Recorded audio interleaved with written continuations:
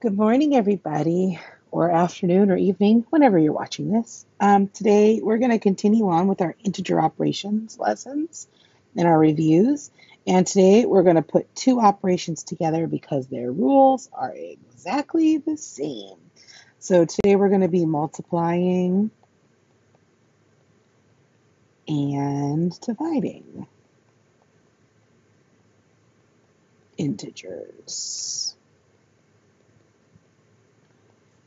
All right, so here are, and this is where the people start to confuse the rules with multiplying and dividing and adding and subtracting. So there really is only a couple things you need to remember when multiplying and dividing. This does not work for adding and subtracting. All right, that's the main thing to remember. Remember when we talked about having the same sign. So if we have the same sign, right? When we were adding and subtracting, there was a different rule. Same sign. So in this case, what if I have let's say we want to do a positive times a positive, or a negative times a negative, or this can work for division as well. So I have a positive divided by a positive. Do you guys see how I wrote that? We really need to get into the habit of division is a fraction. That's how we're going to write them from pretty much all the time from 8th grade on. This is what division looks like. So this is your division right here. Fractions are dividing. Okay, so it could be a positive divided by a positive, or a negative divided by a negative. Okay, these are our dividing right here. Okay, and then multiplication are these dots right here. So that's multiplication. All right, if they have the same sign, our answer is positive. Is positive. Okay, it's like a cross, but it's, oh, let's make that thinner. The answer is positive. Okay, so if they have the same sign, the answer is positive. For example, oops,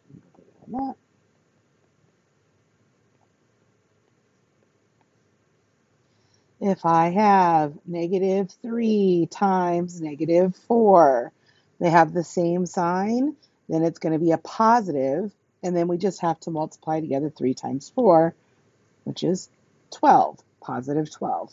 All right. If we have, say, -18 divided by -2, okay, remember this means divide. Remember this is divide right here.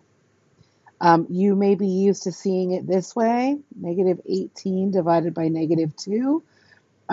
It means the same thing as this, but this is how you're going to see division, and this is how we're going to write it. So we need to get used to that. Okay. The answer here is, well, if they're the same sign, it is positive, and 18 divided by 2 is 9. So that's our answer is 9, and this one was 12. See how our answers are positive answers? All right.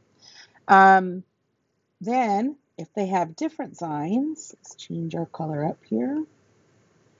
So now, if they have different signs,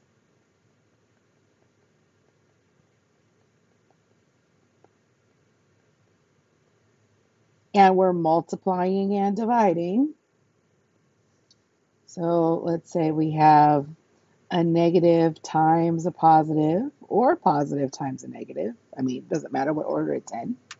Or we could have a negative divided by a positive, or a, positive divided by a negative.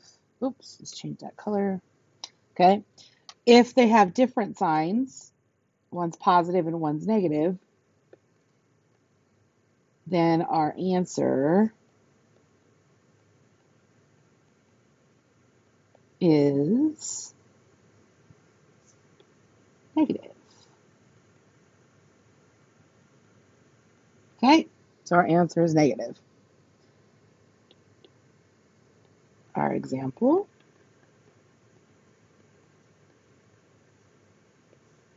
of this would be -5 times +6. One of them is negative, the other is positive. The answer is going to be negative, and we multiply them together and get 30. -30 is our final answer. It doesn't matter if the negative comes first or the negative comes second. I could have a problem that is 12 times -3. Well, one is positive and one is negative. They have different signs. The answer is going to be negative, and I multiply those two together and I get 36. So it's -36. Okay, we could have 15 divided by -3.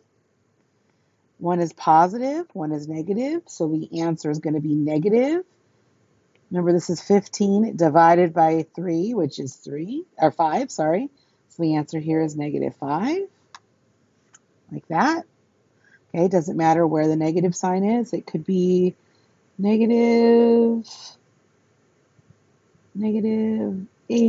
divided by +4. The answer is going to be -2 because one of them is positive and one of them is negative.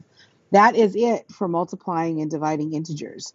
There are no kind of special rules. I think the main thing and the main takeaway that most 8th graders need to get used to is seeing division written as fractions. This is the main thing right here. Division is written as fractions. It's going to be written like that for most of every single problem that we see division in. Very rarely will we use what you guys have all kind of got used to. Which, by the way, if you look at that, if we look at the traditional division symbol, it really does tell you that dividing is a fraction. Zoom in up here.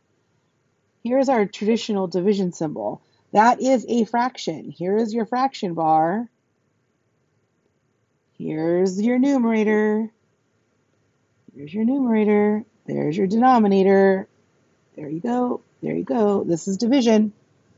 So it does, the symbol that you guys are used to actually literally tells you that it's a fraction.